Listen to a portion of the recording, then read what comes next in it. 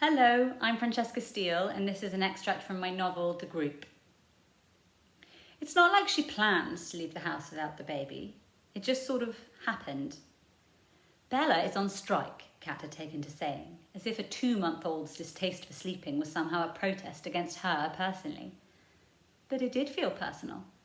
At night, Bella slept for only 3-hour stretches, and when she did sleep, she grunted like a pig the whole time, so that Kat could not rest then either.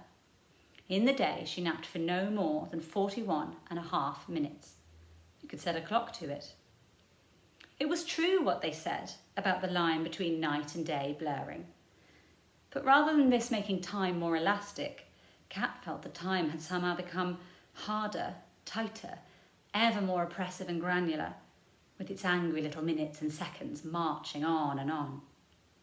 She found herself constantly on edge, watching the clock at 30 minutes, counting out loud to herself as adrenaline flooded her body. 31, 32, 33. Even silence fizzed with the threat of noise. Just occasionally, the baby fell into a stupor of 2 hours or more.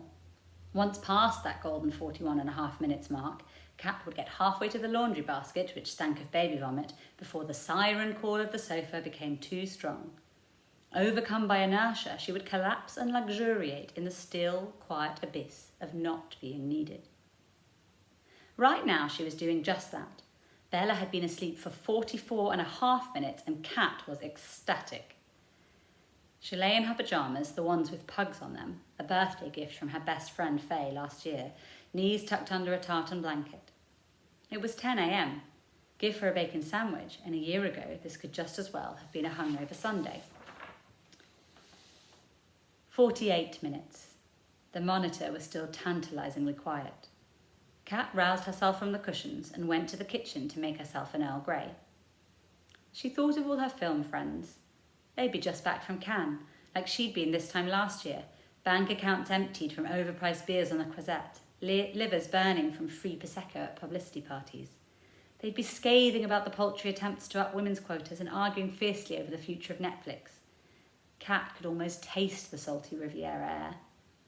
She would text them. She would make a joke about Rosemary's Baby or we need to talk about Kevin. Or was that too dark?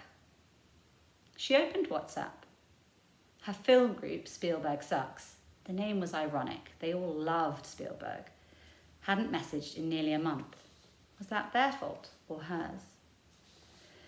Last exchange, she'd sent them a picture of Bella dressed up in an R2-D2 outfit. She'd thought it was cute. Will had bought it at Mothercare. Bella had largely cried when it was being put on, but there was one picture where she looked cute, tilting her face upwards towards the iPhone that Kat sometimes felt she was keener on than her own mother's face. Cute, Faye had texted back right away. Duncan had replied with a galaxy emoji. From Alex, nothing. She couldn't really blame him. Her uni mates were just the same. Seems like you need space to recover, someone had said. Recover? From what?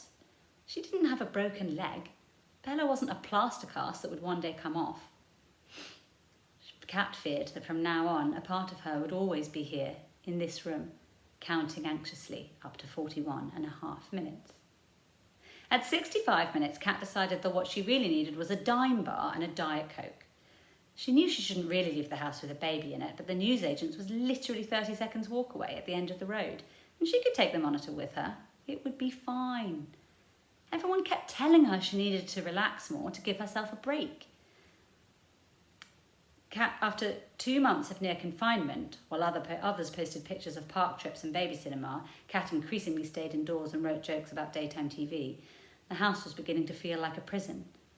And if Bella wasn't exactly the jailer, she was an unfathomably disgruntled cellmate. Kat longed for the sun on her face, to feel the heat that wafted in from the street into the house, through the crevices between the windows and the walls, on her back, on her neck. And though the fact that Bella had been sleeping for so long realistically meant she was more likely to wake up soon, not less, the temporary sense of security spurred her on.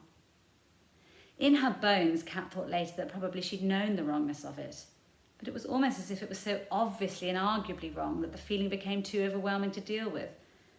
Like she was so very afraid for Bella's safety that she needed to leave Bella and go get a dime bar in order to quell her fears for Bella's safety, or something. Whatever it was, strength of feeling gave her warped logic the appearance of rationale.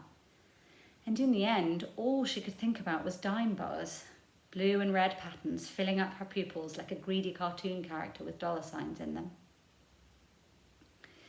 And that was how she found herself a few minutes later, picking up the monitor, throwing a summer caftan over her PJ top, and with her pink pug sticking out below, shutting the front door of her house, with tiny Bella snoring gently upstairs. Thank you.